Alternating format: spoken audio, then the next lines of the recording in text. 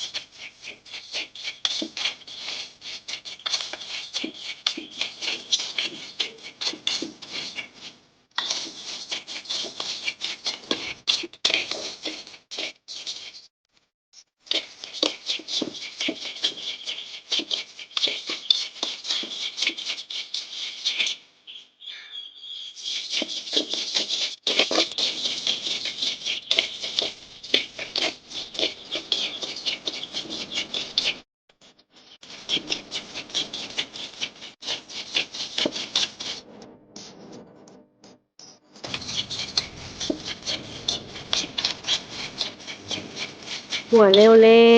วๆซำนี้ได้แล้วเนาะได้แล้วประมาณนี้ไม่น่ามีขม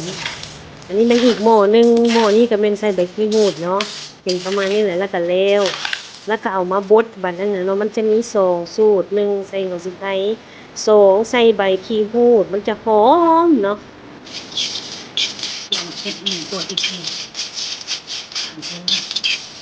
หัวมันเผ็ดแห้งเนาะหัวพริกแห้งจะมาตำเป็นพริกป่นใส่ลาบนั่นเองใส่ได้หลายนิ้วเห็นมั้ยป่นใส่ได้มีข้างใน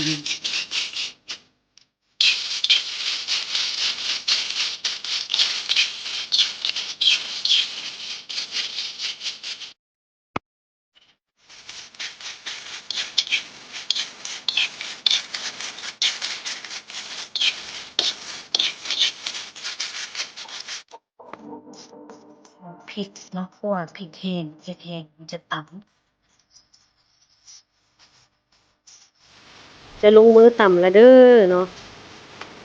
ตำแล้วตำบักเผ็ดเนาะกำลังกรอบๆเนาะต